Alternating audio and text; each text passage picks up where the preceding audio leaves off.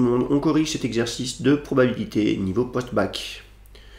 Une urne contient n boules blanches et n boules noires. On effectue n tirages au hasard d'une boule sans remise de la boule dans l'urne.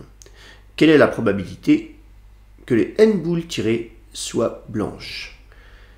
En réalité, c'est une application directe de la formule de probabilité composée. Alors, histoire d'être un petit peu rigoureux, on va commencer par rédiger. On note BK l'événement. Donc la boule tirée lors du kème tirage est blanche. Alors, on souhaite calculer la probabilité que toutes les boules tirées soient blanches. Donc ce que l'on cherche, c'est la probabilité de l'événement. Donc B1, inter B2, inter B3, inter, etc. jusqu'à Bn.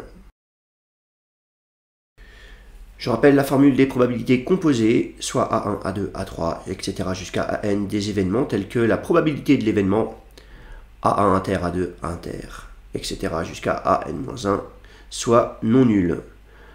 Alors on a P2A1 inter, A2, inter, etc. jusqu'à An est égal à P2A1 multiplié par P2A2 sachant A1 multiplié par P2A3 sachant l'intersection des deux événements, donc A1 inter, A2, donc etc. jusqu'à P2AN, sachant que A1 inter, A2 inter, etc. jusqu'à An-1.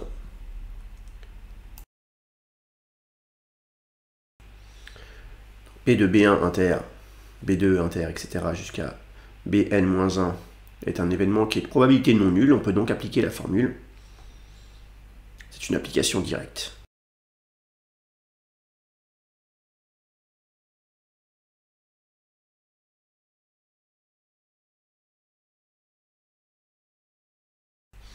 Voilà, donc c'est P de B1 multiplié par P de B2 sachant B1, multiplié par P de B3 sachant B1 inter B2, multiplié donc etc.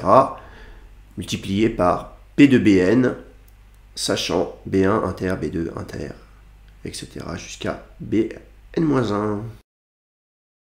Alors, quelle est la probabilité de l'événement B1? C'est facile.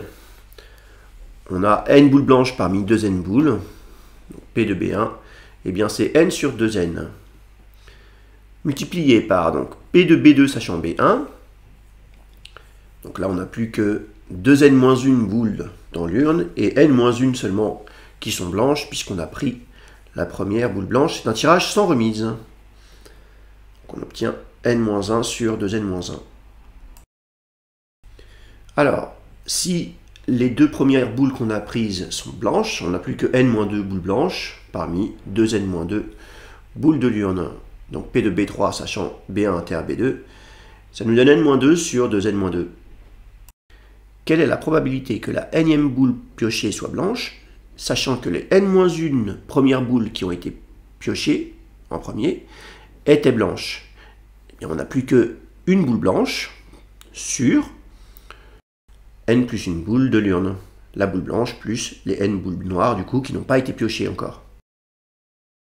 Si on multiplie par factoriel n au numérateur et au dénominateur, on obtient factoriel n au carré divisé par factoriel 2n. C'est notre résultat.